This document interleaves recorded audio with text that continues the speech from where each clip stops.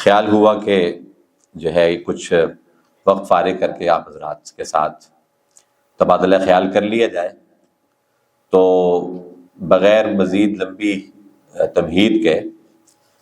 میں آپ کے سامنے تھوڑا سا بیک گراؤنڈ عرض کرتا ہوں کہ جب بھی آدمی تحقیق کے میدان میں جب قدم رکھتا ہے تو اس کے سامنے موضوع کا انتخاب ایک بہت اہم چیز ہوتی ہے، خاص طور پہ اس زمانے میں جب کہ گلوبلائزیشن کی وجہ سے ہمارے سامنے نت نئے مسائل پیش آ رہے ہیں۔ اب ان مسائل کو شریعہ کی روشنی میں اور ہمارے پاس جو تراث ہے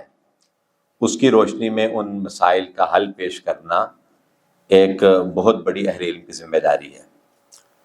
تو لیکن اس میں جو ایک چیلنج پیش آتا ہے وہ یہ کہ ایک دو سٹریمز ہیں جس کے درمیان ایک گیپ ہے۔ وہ یہ کہ ہمارے ہاں جو مسائل، جو عصری مسائل ہیں جن کو عام طور پر جدید مسائل کہہ دیا جاتا ہے، تو ان مسائل کو سمجھنے کے لیے جو عصری علوم کی ضرورت ہوتی ہے یا جس میں گہری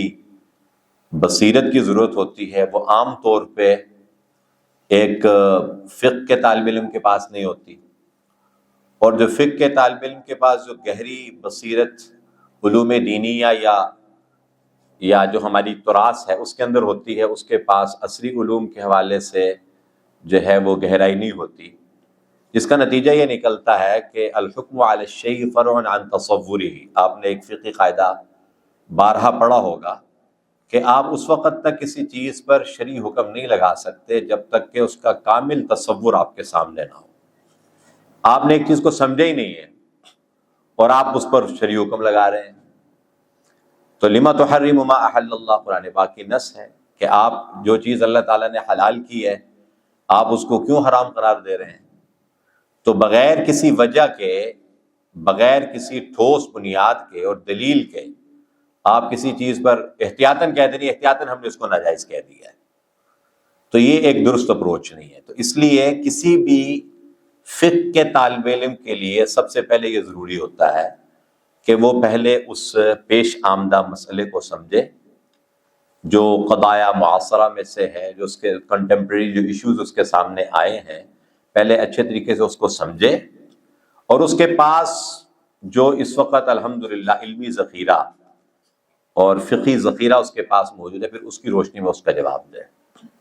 چنانچہ جب میں نے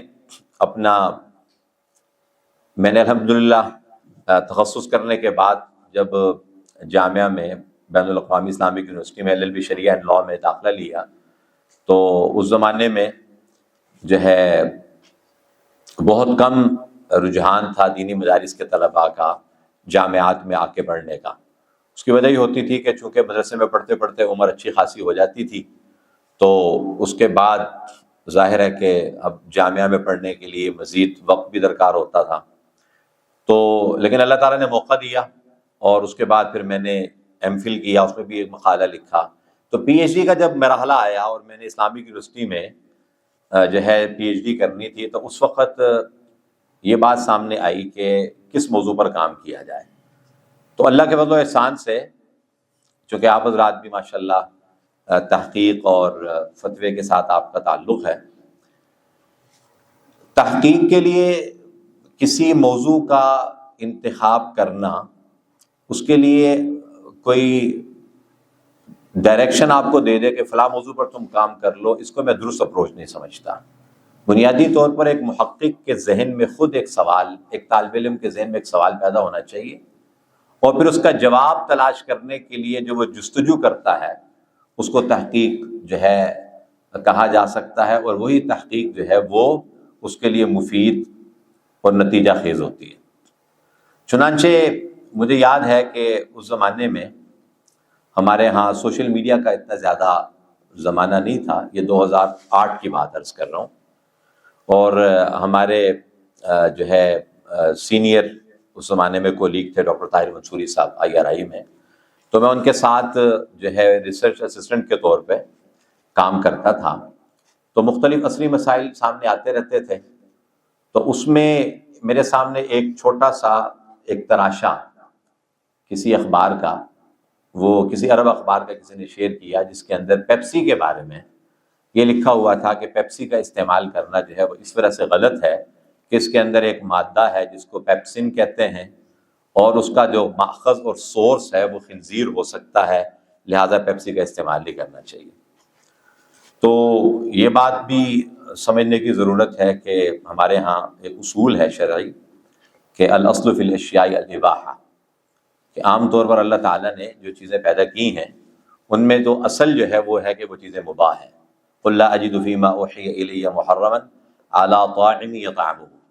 اس کی بنیاد پہ یہ قاعدہ بیان کیا جاتا ہے۔ تو البتہ جو گوشت کا معاملہ ہے، جہاں پر میٹ یا گوشت آ جاتا ہے، تو وہاں پر پھر ہمیں یہ دیکھنا ہوتا ہے کہ چونکہ گوشت کے اندر اصل جو ہے وہ حلت نہیں حرمت ہے، اس لیے کہ اللہ تعالیٰ نے جن جانوروں کو حلال قرار بھی دیا ہے تو وہ زندہ ہونے کی حالت میں حرام ہے۔ لہٰذا اگر کوئی شخص جو ہے وہ جو ہے کسی بکرے کی جو ہے وہ ران کاٹ کر، زندہ بکرے کی ران کاٹ کر اگر اس کو روسٹ کر کے کھانا چاہے تو حرام ہے۔ اسی طرح سے اگر کوئی جو ہے وہ لیگ پیس کسی جو ہے وہ چکن کا زندہ حالت میں اگر اس کو کاٹ کے اگر اس کو روسٹ کر کے کھانا چاہے تو وہ حرام ہے۔ اس کو حلال کرنے کے لیے ضروری ہے کہ آپ جو شریعہ نے ایک باقاعدہ طریقہ کار بتلایا ہے اس کو آپ اختیار کریں گے تو اس کے بعد وہ جانور حلال ہوگا۔ وَلَا تَأْكُلُوا مِمَّا لَمْ يُذْكَرِ اسْمُ اللَّهِ عَلَيْهِ وَإِنَّهُ لَفِسْقٌ، اور اس کے علاوہ دیگر نصوص۔ تو پھر آہستہ آہستہ اللہ کے فضل و احسان سے 2005 میں پہلی مرتبہ اللہ تعالیٰ نے ملک سے باہر جانے کی توفیق عطا فرمائی، حج کا سفر تھا۔ تو آپ حضرات کو بھی اندازہ ہوگا کہ ہمارے ہاں بہت سارے لوگ حج میں جب گروپس بن رہے ہوتے ہیں اور یا گروپس میں آپ کے ساتھ ہوتے ہیں تو وہاں کے گوشت کے بارے میں مختلف قسم کی باتیں سننے میں ملتی ہیں۔ کچھ لوگ حج کے سلسلے میں جو ٹریننگ کرا رہے ہوتے ہیں اس میں یہ کہتے ہیں کہ وہاں کا گوشت استعمال نہ کریں، اس لیے کہ عام طور پر مکہ اور مدینہ کے ہوٹلوں میں جو گوشت فروخت ہوتا ہے وہ امپورٹڈ گوشت ہوتا ہے، برازیل سے اور آسٹریلیا سے درآمد شدہ گوشت ہوتا ہے، لہٰذا اس سے احتیاط کریں۔ یہ باتیں ہم نے بھی سنی۔ اس کے بعد پھر الحمدللہ کچھ علمی اسفار اور کچھ دعوتی اسفار ہوئے، اس میں پھر اور موقع ملا مزید چیزوں کو بنظر غائب دیکھنے کا۔ تو یہ داعیہ پیدا ہوا کہ یہ موضوع ایسا ہے کہ جس پر ہمیں مستقل طور پر کام کرنے کی ضرورت ہے، اور اس کی وجہ یہ ہے کہ پہلے تو پاکستان جو ہے ہم اسلامی ملک سمجھتے ہوئے یہ سمجھتے تھے کہ یہاں پر ہر چیز حلال ہے، چاہے وہ پیک فارم میں ہو یا یہ ہے کہ وہ اوپنلی فریش چیز مارکیٹ میں بک رہی ہو، تو اس میں کوئی ایسا مسئلہ نہیں ہے۔ لیکن جب سے دنیا کے اندر انٹرنیشنل ٹریڈ شروع ہوئی ہے تو میں اکثر کہا کرتا ہوں کہ ہمارے بچپن میں ہم چاکلیٹس اس وقت ہی کھاتے تھے جب باہر سے کوئی رشتہ دار آتے تھے، کوئی چچا یا کوئی ماموں یا کوئی پھپھو، آپ کے کوئی قریبی عزیز باہر سے آتے تھے تو آپ کے لیے چاکلیٹس لے کر آتے تھے، تو وہ بندہ وہ چاکلیٹس کھا لیتا تھا، بچے چاکلیٹس کھا لیتے تھے۔ یا یہ ہے کہ اگر آپ نے جو ہے کوئی اچھی کینڈیز کھانی ہے تو باہر سے کوئی رشتہ دار آتا تھا تو وہ کینڈیز مل جاتی تھی۔ پاکستان کے اندر تو آپ کو یہ چیزیں دستیاب نہیں ہوتی تھیں۔ لیکن اب حیرت کی بات یہ ہے کہ وہ چیزیں جو آپ کو امریکہ کے کسی اسٹور میں ملتی ہیں وہی چیزیں آپ کو اسلام آباد کے اسٹورز میں مل جائیں گی۔ اور جب سے یہ برانڈ کی دنیا آئی ہے تو آپ کو چھوٹے چھوٹے شہروں میں بھی آپ کو مختلف جو ہے وہ برانڈز کی چیزیں مل جائیں گی۔ اور خاص طور پر اس وقت یہ جو فوڈ آئٹمز ہیں اس میں فوڈ کی جو انٹرنیشنل چین ہے، مثال کے طور پر ہمارے سامنے جو KFC ہے، میک ڈونلڈ ہے، پیزا ہٹ ہے، ہارڈیز ہیں، ڈومینوز ہے، یہ ساری انٹرنیشنل برانڈز ہیں۔ تو آپ کو جو ٹیسٹ KFC کا امریکہ میں ملے گا وہی KFC اسلام آباد میں مل جائے گا۔ برانڈ کا فائدہ لوگوں کو یہ ہوتا ہے کہ ہماری جو زبان ہے وہ ایک خاص قسم کے ٹیسٹ کی عادی ہوتی ہے، تو اگر آپ کو وہی ٹیسٹ نہیں ملتا خاص طور پر اسفار میں تو آدمی کے لیے ظاہر ہے کہ کھانا اگر اس کو صحیح نہیں ملے گا تو اس کی طبیعت مزاج پہ بڑا اثر ہوتا ہے۔ ہمیں تو چائے ہماری مزاج کی نہ ملے تو سر میں درد شروع ہو جاتا ہے۔ تو اس وجہ سے آپ جہاں جائیں گے تو آپ کہیں گے جی مجھے لپٹن کی چائے مجھے چاہیے۔ قطع نظر اس وقت بائیکاٹ لسٹ جو ہے نا بھی ہم چونکہ اس پہ ہم بات نہیں کر رہے، اس لیے میں ان چیزوں کی مثالیں دے رہا ہوں۔ کہ یہ وہ برانڈز ہیں جو آپ کو پوری دنیا میں ہر جگہ ملیں گے، چاہے وہ جس ملک کی وہ بنیادی طور پر ان کا جنہوں نے اس بزنس کو شروع کیا ہے ان کی مرکزی برانچ ہو، یا اس کی جو ہے وہ مختلف دنیا کے اندر ڈسٹریبیوٹرز ہوں، ہر جگہ آپ کو سیم ٹیسٹ ملے گا، سیم انگریڈینٹس کے ساتھ، اجزائے ترکیبیہ کے ساتھ۔ اس کے اندر اب بہت زیادہ اہم چیز یہ ہوتی ہے کہ آپ اس چیز کی تحقیق کریں کہ جو چیز آپ کھا رہے ہیں، ہر چیز کے دو طرح کے استعمال ہوتے ہیں، خارجی استعمال، ایک داخلی استعمال۔ تو داخلی استعمال میں خاص طور پہ جب آپ کسی چیز کو کھاتے ہیں، ویسا تو چیز انجیکٹ بھی کی جاتی ہے انسان کے جسم میں، لیکن چونکہ وہ باب التداوی اس پہ ہم بات نہیں کر رہے ہیں، اس وقت ہم غذا کے حوالے سے بات کر رہے ہیں۔ تو آدمی جب بھی عام طور پر کوئی چیز کھاتا ہے تو اس کھانے کے حوالے سے سب سے پہلے یہ دیکھنا کہ یہ لقمہ جو میرے منہ میں جا رہا ہے، اس کے اندر اگر میرے سامنے ایک چیز، اس کو میں ایک لقمہ برگر کا اگر میں لے رہا ہوں تو عین ممکن ہے اس کے اندر 30 قسم کی چیزیں ہوں، کیونکہ ہمارے ہاں اب سادگی تو ہے نہیں۔ پہلے یعنی قرون اولیٰ کے اندر تو آئل اور گوشت علیحدہ علیحدہ سالن سمجھا جاتا تھا۔ اب ہمارے ہاں گوشت کو باقاعدہ بھوننے کے لیے باقاعدہ آئل استعمال کیا جاتا ہے اور اس کی کری بنائی جاتی ہے۔ کری ایک علیحدہ سالن ہے اور گوشت ایک علیحدہ سالن ہے، لیکن اب ہمارے ہاں یہ ایک ہی سالن سمجھا جاتا ہے۔ تو ایک ہی بس اوقات کھانے کی ڈش میں نا آپ کو 30-40 اجزائے ترکیبیہ ملیں گے، جن کا یہ مرکب آپ کے سامنے ہے، جس کا ایک لقمہ آپ لے رہے ہیں۔ اب یہ 40 کے 40 اجزائے ترکیبیہ 100% اگر وہ حلال ہیں تو آپ اس کا انٹیک کر سکتے ہیں، اس کو کھا سکتے ہیں۔ بصورت دیگر آپ کے لیے اس کا کھانے کے حوالے سے آپ کو 3 کیٹیگریز بیان کرتے ہیں عام طور پہ حلال فوڈ کے میدان میں، کہ یا تو یہ چیز جو ہے وہ واضح طور پر حلال ہے، مباح ہے، یا واضح طور پر حرام ہے، یا یہ مشبوہ ہے، یعنی اس کے اندر تحقیق کرنے کی ضرورت ہے، ہمیں کنفرم نہیں ہے کہ اس کا جو سورس کیا ہے، لہٰذا اس میں پہلے تحقیق کر لو، اس کے بعد اس کا استعمال کرو۔ تو الحمدللہ پھر میں نے باقاعدہ کوئی 2 سال میں نے اس موضوع کو پڑھا،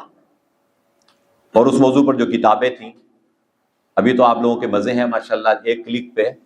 جو ہے آپ کو چیزیں PDF میں مل جاتی ہیں، کتابیں مل جاتی ہیں۔ بہت کم اب ہمیں ہوتا ہے کہ لائبریری میں جا کر ہم جو ہے ہارڈ فارم میں کتاب کو لیں اور اس کو کھولیں۔ اب تو عام طور پر جو ہے وہ 80% جو تحقیق ہے اس میں آپ کو ساری ہماری جو مصادر اصلیہ ثانویہ ساری ہمیں مل جاتی ہیں سافٹ فارم میں۔ تو اس زمانے میں باقاعدہ کتابیں خریدنی پڑتی تھیں۔ مجھے یاد ہے کہ میں نے بہت ساری کتابیں اپنے ان دوستوں سے جو حج عمرے پہ جا رہے ہوتے تھے کہا کہ یا سعودیہ سے یہ کتاب لیتے آنا، اور جو ہے الحلال والحرام جو ہے میں نے باقاعدہ ہارڈ فارم میں سعودی عرب سے منگوائی۔ اسی طرح کچھ کتابیں جو ہے وہ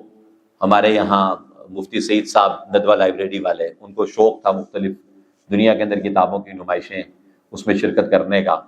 تو بہت ساری کتابیں ان سے ریکویسٹ کر کے ان کی لائبریری میں منگوا کر، فاقیۃ البستان ایک کتاب ہے ہمارے ہاں فقہ کے اندر، بڑی نادر کتاب ہے، اور اس میں چونکہ حلال و حرام کے حوالے سے، غذا کے حوالے سے بہت سارے احکام ہیں، تو وہ میں نے باقاعدہ ان سے ریکویسٹ کر کے وہ منگوائی، اور پھر اس سے استفادہ کر کے میں نے کسی اور کتابوں سے اس کے حوالے نقل کیے ہوئے تھے، لیکن براہ راست فاقیۃ البستان سے حوالے نقل نہیں کیے تھے، مراجعات کرنی ہوتی ہے تحقیق میں آپ نے اصل کتاب کی طرف، تو وہ کتاب وہاں سے ملی۔ تو اللہ کے فضل و احسان سے پھر میں نے اس موضوع کا انتخاب کیا، اور اس کا میں نے نام رکھا انقلاب العین، جس کو اردو میں انقلاب ماہیت کہتے ہیں، انگلش میں اسٹیٹ چینج بھی کہہ دیتے ہیں، یا ٹرانسموٹیشن بھی کہہ دیتے ہیں، ٹرانسفارمیشن بھی کہہ دیتے ہیں، اور عربی زبان میں عام طور پر اس کے لیے لفظ استحالہ بولا جاتا ہے۔ تو پہلے تو میں عام طور پر صرف اور صرف جب لیکچرز دیتا تھا تو انقلاب ماہیت کا لفظ بولتا تھا، عربی میں انقلاب العین، لیکن چونکہ یہ اہل علم کے ہاں اتنی زیادہ معروف اصطلاح نہیں ہے جتنی کہ اب استحالہ ہو چکی ہے، میں نے اپنی PhD کے تھیسس میں انقلاب العین کا موضوع اختیار کرتے ہوئے استحالہ نہیں اختیار کیا۔ اس کی وجہ یہ تھی کہ عام طور پر استحالہ جب بولا جاتا تھا تو اس سے ذہن استحالۃ النجاسات کی طرف جاتا تھا، کہ اگر کوئی چیز ناپاک ہے نا، جیسے گوبر ہے، رعوف، اس کو اگر کسی نے آگ میں پکا دیا تو فقہاء نے اس کے احکام نقل کیے، استحالہ ہو گیا اس کا آگ کی وجہ سے، الاستحالۃ بالنار کی مثال لکھ دی۔ تو عام طور پہ استحالہ کا لفظ جب بولا جاتا تھا تو صرف اور صرف استحالۃ النجاسات کی طرف ذہن جاتا تھا، جبکہ میرا مرکزی موضوع یہ تھا کہ میں ہمارے ہاں جو فوڈ ہے، کھانے پینے کی چیزیں، چونکہ یہ بات بھی آپ کے سامنے ہوگی کہ عام طور پر یعنی جب لفظ طاہر یا نجس بولا جاتا ہے، اس کا تعلق کسی چیز کی ظاہری پاکی اور ناپاکی کے ساتھ ہوتا ہے، لیکن جب کسی چیز کے کھانے کے حوالے سے بات کی جاتی ہے تو اس کے لفظ حلال اور حرام بولا جاتا ہے، اس کے لیے پھر یعنی طاہر اور نجس نہیں بولا جاتا۔ تو اس لیے میں نے وہاں پر انقلاب العین کا موضوع اختیار کیا کہ میں نے اپنی تحقیق کا جو موضوع ہے وہ استحالۃ النجاسات کو صرف نہیں رکھنا، بلکہ میرا بنیادی طور پر موضوع یہ ہے کہ جو اعیان ہیں، وہ چیزیں جو کہ مأکولات ہیں، مشروبات ہیں، حتیٰ کہ جو ادوات التجمیل جو ہمارے ہاں عام طور پر کاسمیٹکس ہیں، ان کے اندر بھی استحالہ کے اور انقلاب ماہیت کے جو شرعی احکام ہے اس کا جائزہ لیا جائے۔ تو یہ تھوڑا سا ایک علمی سفر تھا جس کا میں نے آپ کے سامنے تھوڑا سا تعارف کروایا۔ تو الحمدللہ پھر اس موضوع پر ظاہر ہے کہ جب آدمی کسی موضوع پر مقالہ لکھ رہا ہوتا ہے تو پھر صبح شام اسی کو پڑھتا ہے اور کسی اور چیز کو پڑھنے کی اس طرح سے ہوش نہیں ہوتی۔ تو پھر میں تقریباً جو ہے وہ 5 سال اس موضوع کو خوب پڑھا، اور اس موضوع پر جو کانفرنسیں ہوتی تھیں تو کم از کم اس میں شرکت نہیں، پاکستان میں ہوتی تھی تو شرکت بھی الحمدللہ اس میں کرتے تھے، ورنہ یہ کہ اس کی جو ہے آخر میں جو قرارداد یا توصیات ملتی تھی اس کو بھی ذہن میں رکھتے تاکہ پتہ چلے کہ اس موضوع پر اگر کام ہو چکا ہوا ہے تو ہم اس کو چھوڑ دیں، ظاہر ہے کہ خام خواہ اس کو پھر کام کرنے کی کیا ضرورت ہے۔ تو بہرحال تو اب ہم آگے چلتے ہیں، نیکسٹ کیجیے، یا میرے پاس ہے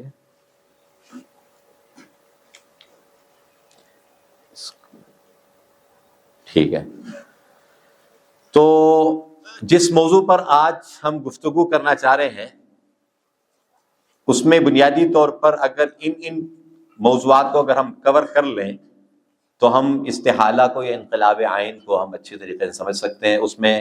استحالہ کی حقیقت اور ماہیت، استحالہ سے متعلق احادیث اور آثار، استحالہ سے متعلق فقہی نصوص، فقہا کے یہاں اس کا تذکرہ کہاں کہاں ملتا ہے، استحالہ کی انواع اور اقسام، اسباب استحالہ، استحالہ کیسے کیسے ہوتا ہے، استحالہ کی قدیم امثلہ، استحالہ کی جدید امثلہ، استحالہ کے احکام اور اس کے آثار۔ یہ وہ موضوعات ہیں جو عام طور پر جب ہم انقلاب عین کے موضوع پر گفتگو کرتے ہیں تو یہ اس کے ذیلی عنوانات ہیں جس پر گفتگو کرنے کی ضرورت ہوتی ہے۔ موضوع کی اہمیت کے حوالے سے میں نے آپ کے سامنے تھوڑی سی بات کی، وہ تو جرنل بات کی نا حلال فوڈ کے حوالے سے۔ استحالہ کی اہمیت کیا ہے؟ دیکھیے، جب سے دنیا کے اندر جو ہے ایک انڈسٹری کے اندر ایک انقلاب آیا ہے، اور صنعتی انقلاب جسے کہا جاتا ہے، اس کے نتیجے میں اب لوگوں کی زندگی بہت تبدیل ہو گئی ہے ہر اعتبار سے، لوگوں کا رہن سہن، لوگوں کے ذرائع سفر۔ مجھے یاد ہے کہ ہمارے بچپن کے اندر بہت اچھی بس سفر کرنے کے لیے وہ پنجاب ٹوریزم کی بسیں ہوتی تھیں، لاہور سے وہ چلتی تھی کہ جی ایک بس چلتی ہے اور اس پہ آپ بکنگ کروائیں تو بھی آپ کو لاہور فلیٹیز ہوٹل سے اٹھائے گی اور اسلام آباد یا راول پنڈی صدر میں فلیشمنٹ ہوٹل پہ اتارے گی، اور پہلے ویکنڈ پہ چلتی تھی، پھر روزانہ ایک بس وہ چلتی ہے۔ اچھے ذرائع آمد و رفت نہیں تھے، پھر اسکائی ویز والے آگے، ان کی بسیں اچھی ہوتی تھیں، اور اب تو آپ چھوٹے چھوٹے گاؤں دیہات میں بھی اگر جانا چاہیں تو آپ کو اسلام آباد سے بہت اچھی لگژری یو ٹرن قسم کی جو بسیں ہیں وہ آپ کو مل جائے گی، اس پہ آپ سفر کرتے ہیں۔ تو یہ تبدیلی 20 سال کے اندر اندر ہم نے دیکھی۔ اسی طرح سے ہمارے بچپن میں مجھے یاد ہے کہ اگر ہم نے کولڈ ڈرنکس میں سے، یہ ٹیم اب دوبارہ آ گئی ہے، ٹیم بوتل کولڈ ڈرنکس میں ٹیم، ابھی دیکھ رہے ہوں گے آپ بورڈ لگے ہوئے ہیں اس کے، ہمارے بچپن میں بھی ہوتی تھی۔ تو ٹیم کا ایک ایڈ چلتا تھا بچپن میں، جب وہ ظاہر ہے کہ وہ سر کام انسان کرتا ہے، تو ایک ایڈ اخبار میں وہ اس میں ٹی وی پہ چلتا تھا، جس کے اندر ایک آدمی جنگل میں شکار کرتے ہوئے وہ بھاگتا ہوا جناب وہ کسی ہٹ میں پہنچتا ہے، اور اس نے ہیٹ پہنا ہوتا ہے، وہ ہیٹ اتارتا ہے اور پھر جو ہے ایک آئس باکس کے اندر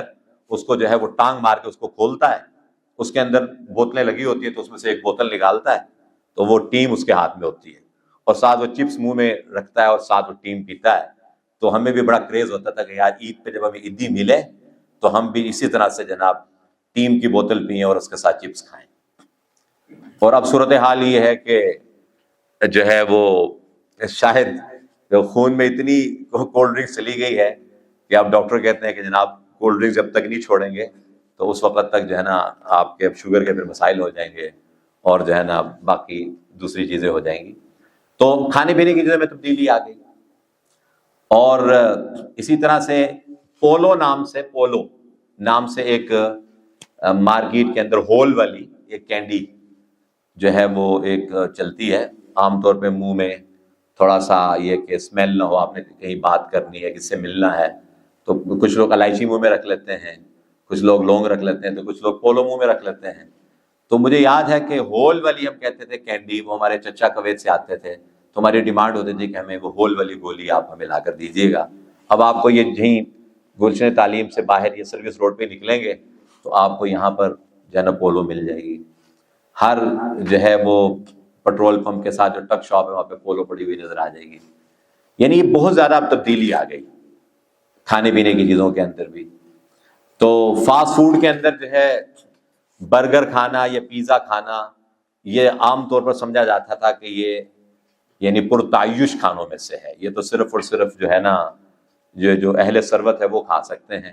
لیکن اب مارکیٹ کے اندر 200 روپے کا بھی برگر مل رہا ہے، اور آپ بھی کبھی کہتے ہیں کہ آج لوگ دل نہیں کر رہا باقاعدہ کھانا کھانے کو، تو طالب علم بھی کہتے ہیں کہ چلو جا کے آج برگر کھا لیتے ہیں۔ تو اس کا نتیجہ کیا نکلا کہ اب ہمارے سامنے بہت ساری چیزیں ایسی آتی ہیں کہ جن کے بارے میں ہمیں یہ پتہ نہیں ہے کہ ان کا ماخذ اصلی کیا ہے، یہ کہاں سے لی ہے یہ چیز، نمبر 1۔ نمبر 2، اگر لی ہے تو اس کے اوپر اتنے سارے مراحل گزرے ہیں، یہ پروسیسنگ کے مراحل گزرے ہیں کہ اب یہ چیز کیا اپنی اصلی حالت پر باقی رہی ہے یا کہ نئی چیز بن گئی ہے۔ استحالہ یا انقلاب عین کی سب سے بڑی مثال میں اور آپ ہیں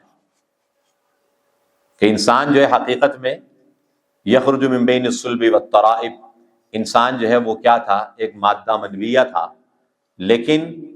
ثم خلقنا النطفة علقة فخلقنا العلقة مضغة فخلقنا المضغة عظاما فكسونا العظام لحما ثم انشأناه خلقا آخر فتبارك الله احسن الخالقین۔ یہ انقلاب کی سب سے بڑی دلیل ہے کہ مادہ منویہ سے نطفہ سے مضغہ، مضغہ سے علقہ،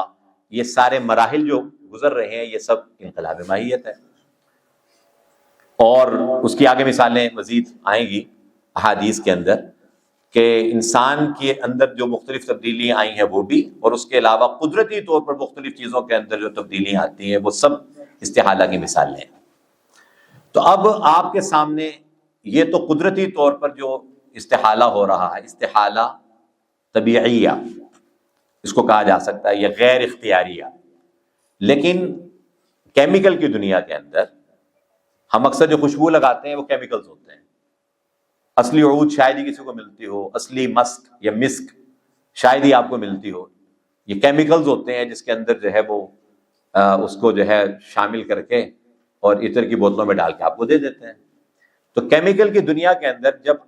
کیمیکل ریئیکشن مختلف چیزوں کے اندر ہوتا ہے، العمل الکیماوی، تو اس کے نتیجے میں ایک چیز کی حقیقت بدل جاتی ہے،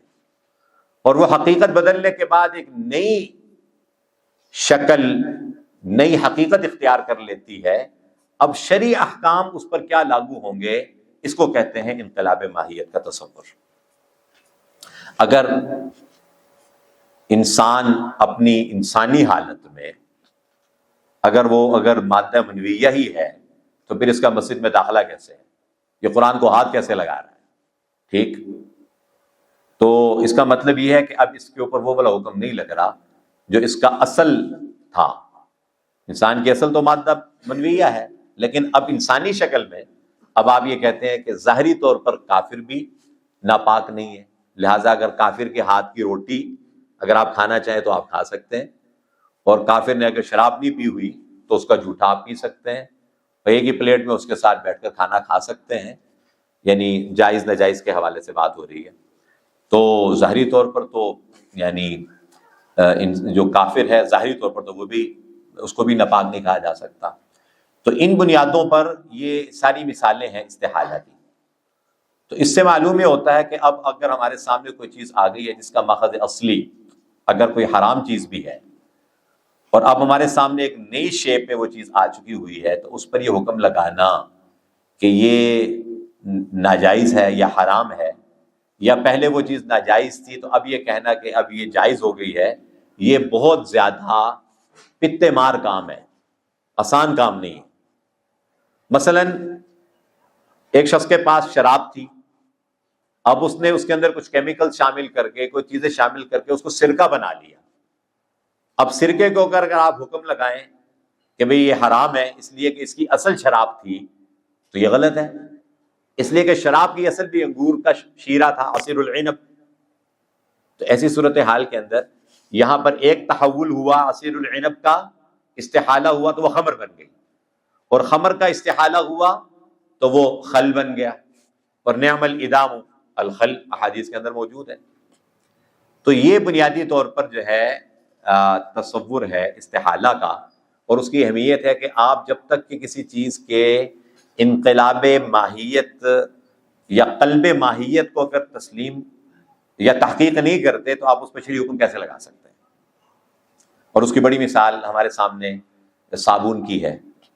صابن میں اگر آپ نے اس وقت دیکھا ہو، ہمارے ہاں جو ہے مختلف غالباً حلال فاؤنڈیشن والوں نے ان کی سرٹیفیکیشن کی ہے، حیوانی چربی سے پاک صابن، یا آپ کو وائٹل سوپ جو ہے وہ نظر آئے گا، بورڈز پہ لکھا ہوگا حیوانی چربی سے پاک صابن۔ ان کی چائے بھی ہے وائٹل ٹی اور وائٹل سوپ۔ تو اب بندہ یہ سوچتا ہے کہ یار یہ اس میں کون سی بات انہوں نے لکھ دی ہے حیوانی چربی سے پاک؟ اس لیے کہ اگر آپ کسی صابن کی فیکٹری میں چلے جائیں، میں نے خود پی ایچ ڈی کے تھیسس کے دوران بہت ساری چیزیں دیکھی، تو آپ کو فائدہ ہوتا ہے کہ جب آپ تحقیق کر رہے ہوتے ہیں نا، تو بہت سارے لوگ آپ کے لیے اپنے دروازے کھول دیتے ہیں وزٹ کرنے کے لیے، مطالعاتی وزٹ کرنے کے لیے۔ تو لاہور میں ایک ٹاٹا سوپ کی فیکٹری کا میں نے وزٹ کیا، جہاں صابن بنتا ہے کپڑے دھونے کا۔ تو وہاں پر میں نے دیکھا کہ وہ بڑے سے کمرے میں لے گئے جہاں پہ ایک بڑا سا ڈرم تھا، جس میں پورے لاہور کی جناب وہ چربیاں اکٹھی کر کے، اتنی اسمیل تھی کہ وہاں کھڑا ہونا مشکل تھا۔ اب وہ جتنی چربیاں ہیں ان کو اکٹھا کر کے اس کے بعد پھر اس کو پانی میں اس کو بوائل کرتے ہیں، پھر پروسیسنگ ہوتی ہے، اور اس کے بعد پھر اس کے اندر کیمیکلز ڈال کے پرفیوم وغیرہ ڈالتے ہیں تو وہ خوشبودار ہو جاتا ہے۔ ٹھیک ایسے ہی صوفی سوپ بھی بنتا ہے اور سارے صابن بنتے ہیں۔ تو ڈو صابن جو کہ اس وقت بڑا مشہور صابن ہے اور دنیا میں بہت چلتا ہے، ہر جگہ چلتا ہے، اس کے بارے میں یعنی یقینی طور پر یہ بات معلوم ہے کہ اس کا جو سورس ہے وہ اینیمل فیٹس ہیں، حیوانی چربی ہے، اور وہ حیوان خنزیر بھی ہو سکتا ہے، اور وہ حیوان جو ہے وہ غیر معقول اللحم جانور بھی ہو سکتا ہے جس کا گوشت جو ہے کھانا حرام ہے، تو اس کی ظاہر چربی بھی حرام ہوگی۔ تو ایسی صورتحال میں لیکن صابن ہم سارے منہ پہ لگاتے ہیں اور نہا کر اس کے بعد جمعہ پڑھتے پڑھاتے ہیں، تو اگرچہ اس کا خارجی استعمال ہوتا ہے لیکن آپ بغیر کسی وجہ کے، تداوی کا باب تو مختلف ہے، اگر کوئی حکیم کہے کہ فلاں جو ہے بچھو کا جناب میں نے معجون بنایا ہے یا مرہم بنائی ہے، یہ فلاں خارش کے لیے یا فلاں کام کے لیے اس کو جسم پہ مل لو اور اس کے بعد پھر نہا لو، وہ تو باب التداوی ہے۔ لیکن یہ کہ اس میں اس کو دیکھنے کی ضرورت ہے کہ ایک آدمی اپنے جسم پر بغیر کسی وجہ کے نجاست کو ملتا ہے اور اس کے بعد پھر اس کا غسل کرتا ہے، تو یہ سارے کے سارے وہ یعنی پہلو ہیں جن پر انقلاب ماہیت اپلائی ہوتا ہے۔ اس کے بعد استحالہ کی جو تعریف عام طور پر کتابوں میں کی گئی ہے، اس میں لغت سے آگے اصطلاح میں نیچے جیسو صابونن، یہ ساری کی ساری جو ہے نا یہ مثالیں ہیں، اور اس کی تعریف جو ہے وہ کسی ناپاک یا حرام عین کا بدل جانا کسی دوسری عین کی طرف جو نئی ہے اور پہلی سے مختلف ہے، جیسے کانقلاب الخمری خلن، یا تحول دم الغزال مسکن، مسک جو دنیا کی مشہور اور مہنگی ترین خوشبوؤں میں سے ہے، وہ ہرن کے پیٹ سے نکالی جاتی ہے، تو وہ تو بیسیکلی تو خون تھا، وہ بنیادی طور پر، جس سے وہ اللہ تعالیٰ نے مسک بنا دیا۔ اسی طرح سے جو ہے وہ لبن کے بارے میں قرآن کریم میں جیسے ہے کہ من بین فرث ودم لبنا خالصا سائغا للشاربین، کھاتا وہ چارہ ہے، اور یعنی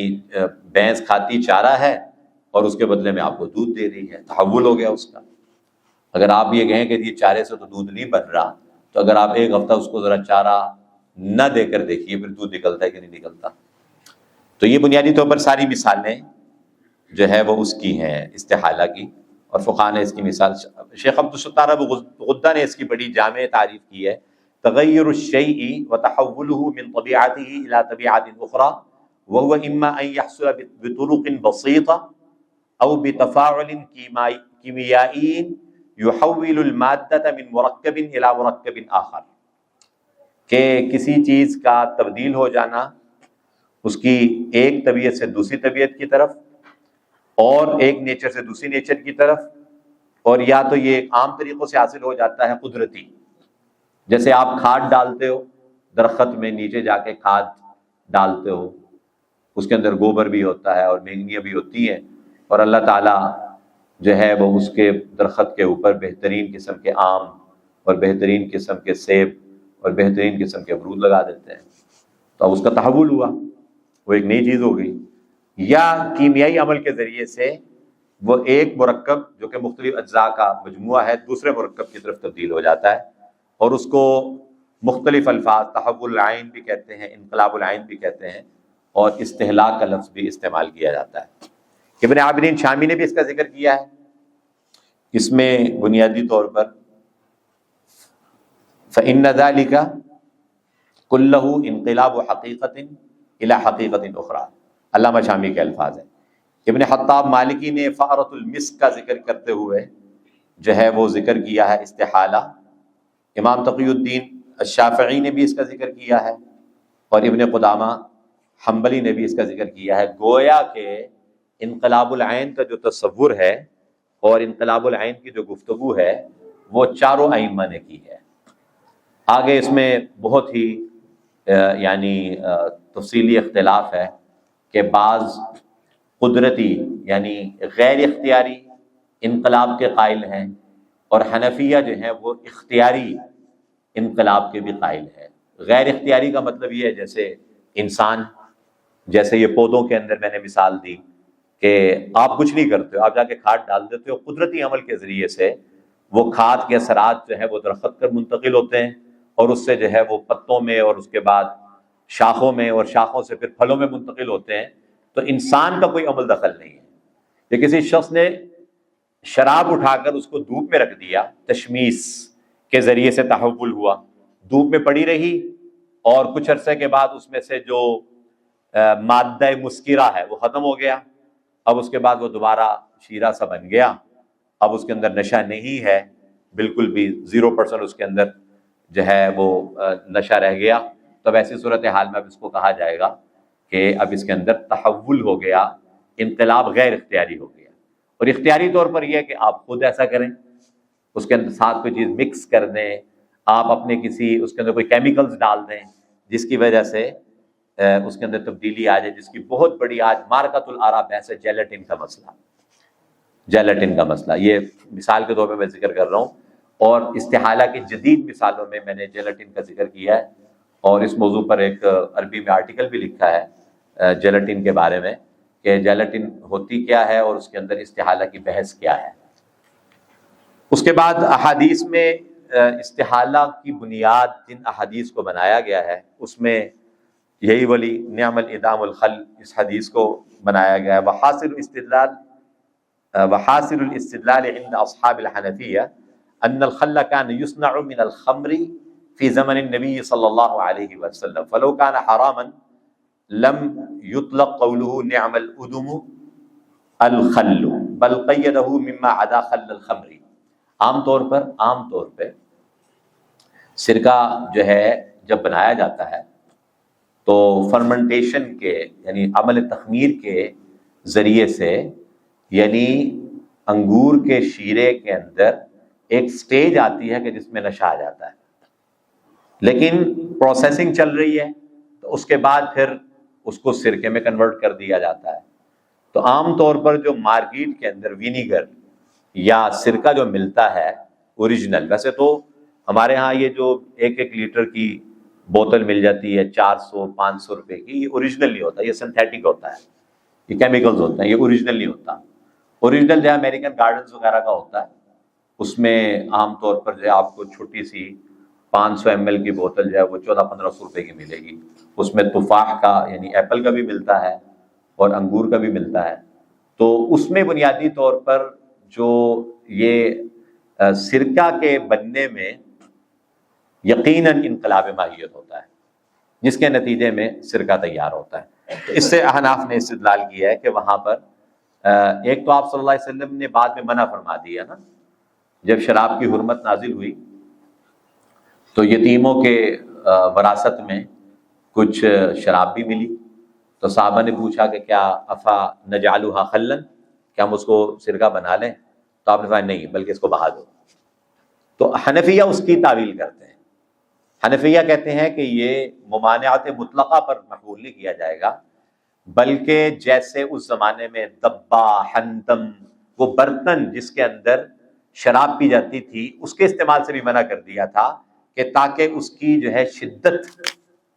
یعنی جن راہوں، جن چیزوں، جس منزل کی طرف جانا ہی نہیں ہے تو ان راہوں کا بھی تذکرہ نہ کریں۔ ٹھیک، جیسے اگر کسی آدمی نے اسموکنگ چھوڑنی ہوتی ہے تو ہم کہتے ہیں تم اپنے دوستوں کو چھوڑو سب سے پہلے، اس لیے کہ جب وہ دوست میں ملیں گے تو اس کے نتیجے میں کیا ہوگا، تمہیں دوبارہ اسموکنگ یاد آئے گی۔ تو اسی طرح سے تمہیں دوبارہ وہ شراب یاد نہ آنا شروع ہو جائے تو تم وہ برتن جن میں شرابیں پیتے تھے اس کو بھی تم چھوڑ دو۔ تو اس لیے نبی پاک صلی اللہ علیہ وسلم نے تشدیداً اب منع فرما دیا تھا کہ اس کو بہا دو، بس ضرورت ہی نہیں ہے اس کو سرکہ بنانے کی، ورنہ معانت مطلقہ نہیں تھی کہ آپ نے جو ہے وہ مستقل طور پر، دیگر فقہا کہتے ہیں کہ نہیں، آپ صلی اللہ علیہ وسلم نے یعنی تخلل ہو جائے، خود بخود سرکہ بن جائے، اس سے منع نہیں فرمایا، لیکن عمل تخلیل سے منع کرا کہ تم خود کر رہے ہو، شراب اس لیے لے رہے ہو کہ تاکہ میں اس کا سرکہ بناؤں، تو کیوں خام خواہ اپنے آپ کو مشغول کر رہے ہو ایک حرام چیز کی خریداری میں؟ تو نہ کرو، وہ حضرات ممانعت کرتے ہیں اس کی۔ اس کے بعد پھر دباغت سے متعلق جو احادیث ہیں اس سے بھی استدلال کیا ہے انقلاب عین پر، کہ ایک چیز جو ہے وہ اس کی ماہیت تبدیل ہوئی، اس اعتبار سے کیا وہ اس پر یعنی ناپاکی سے پاکی کا حکم اس پہ لگ گیا۔ اب آپ کہیں گے کہ اس میں تو پاکی ناپاکی حلال حرام کہاں گیا، ہم تو بات کر رہے تھے حلال حرام کی۔ تو پائے جو ہم کھاتے ہیں، پائے کے اندر اسکن نہیں کھاتے، پائے میں جو ہم، پائے کی جو عام طور پر بوٹی ہوتی ہے وہ اسکن ہوتی ہے، اس کو ہم کھاتے ہیں، اور ہمارے ہاں پنجاب میں ایک مرغوب ناشتہ جو ہے وہ پائے کا ہے۔ تو جب آپ نے اس کو باقاعدہ ذبح کرنے کے حلال طریقے سے ذبح کیا تو ذبح بھی ایک ذریعہ ہے، آپ نے پڑھا ہوگا فقہ کی کتابیں میں دباغت کا۔ حرام جانور کی بھی اگر مثال کے طور پہ کسی شخص نے کسی چیتے کا شکار کر کے اس کو حلال طریقے سے ذبح کر دیا تو اس کا گوشت تو حلال نہیں ہوگا، لیکن اس کی جو سکن ہے وہ پاک ہو جائے گی۔ لہٰذا اگر اس کو تم نے سکھانے کے بعد، تجفیف کے بعد اگر آپ اس کا مسلح بنانا چاہیں یا اپنی جیکٹ بنانا چاہیں لیدر کی، چیتے کی جو ڈاٹس والی، تو آپ بنا سکتے ہیں کیونکہ اس کی دباغت ہو چکی ہے۔ تو اس سے استدلال کیا ہے۔ اس کے بعد جو ہے یہ مسک والی حدیث، جو مسک والی حدیث آئی تھی، یہ بھی حدیث میں اس کا ذکر موجود ہے، اور یہ حدیث اس کے اوپر کافی بحث ہے۔ احناف نے اس حدیث کو بنیاد بنایا ہے عمل تخلیل کے اوپر، وَخَيْرُ خَلِّكُمْ خَلُّ خَمْرِكُمْ، اور بہترین جو ہے تمہارا سرکہ وہ ہے کہ جو تم شراب کے ذریعے سے سرکہ بناتے ہو۔ تو اس پر بہرحال حدیث پہ بہت کلام ہے، اور اگر آپ نے اس پہ علمی بحث پڑھنی ہو تو علامہ ظفر احمد عثمانی رحمۃ اللہ علیہ نے اعلاء السنن میں تفصیل کے ساتھ حنفیہ کے موقف کو بیان کیا ہے، اور اس کی تائید بیان کی ہے کہ اس حدیث سے حنفیہ کا استدلال کرنا کس طرح سے درست ہے۔ اس کے بعد آثار صحابہ کا ذکر ہے۔ اسباب استحالہ میں ذرا بس ایک نظر دیکھ لیجئے۔ ایک تخلل ہے، خود بخود ہو جانا، النار آگ کے ذریعے سے آپ نے جلایا، استہلاک اور مکاسرہ، یعنی ایک چیز کا استہلاک ہو گیا، ایک چیز پہ دوسری چیز غالب آ گئی تو اس کے ذریعے سے بھی استحالہ ہو جاتا ہے۔ الاختلاط بالارض والتقادم والتعرض للعوامل الطبيعية كوقوع النجاسة في الارض وانقلابها ترابا بعد مدت۔ آپ نے مردے کو ڈالا تو مردہ ظاہر ہے کہ ہم نے غسل دینے کے بعد جب مردے کو زمین میں ڈال دیا تو مردے کے پھٹتا ہے، پھولتا ہے، پھٹتا ہے، پھٹنے کے بعد زمین میں اس کے اجزاء چلے جاتے ہیں، لیکن بہت عرصہ گزرنے کے بعد وہ مٹی میں مٹی ہو جاتا ہے۔ قال من یحیی العظام وہی رمیم، تو رمیم ہو جاتا ہے۔ تو یہ اس میں بنیادی طور پر کیا ہو گیا، اس کے اندر بھی استحالہ یا انقلاب ماہیت ہو گئی۔ تو بہرحال یہ ساری استحالہ کی قدیم صورتیں، عصیر سے خمر بنا، خمر سے قلب بنا، دم سے لبن یا مسک لحم بنا، اور المسقی بالماء النجس سے زرع اور کلا اور ثمر یعنی پھل حاصل ہو گیا۔ انڈے کی مثالیں اس کے اندر دی ہیں، اور اس کے علاوہ گوبر کی مثال اس کے اندر دی ہے۔ پھر یہ تین بڑی بڑی مثالیں استحالہ کی، جس کے اندر فزیکل چینج آتی ہے، کیمیکل چینج آتی ہے، اور ایک بہت ہی ڈیپ لیول پہ جا کر ایک تبدیلی آتی ہے، جس کو مالیکیولر چینج کہتے ہیں۔ یہ عام طور پر یہ تین اقسام بیان کی جاتی ہیں۔ ان میں سے کون سی قسم ایسی ہے کہ جس پر ہم استحالہ شرعیہ کا حکم لگائیں گے، یہ ساری کی ساری مباحث ہیں جو کہ مستقل یعنی درس کا تقاضا کرتی ہیں۔ تو اس کے بعد پھر اس کی مثالیں ہیں۔ مثالوں میں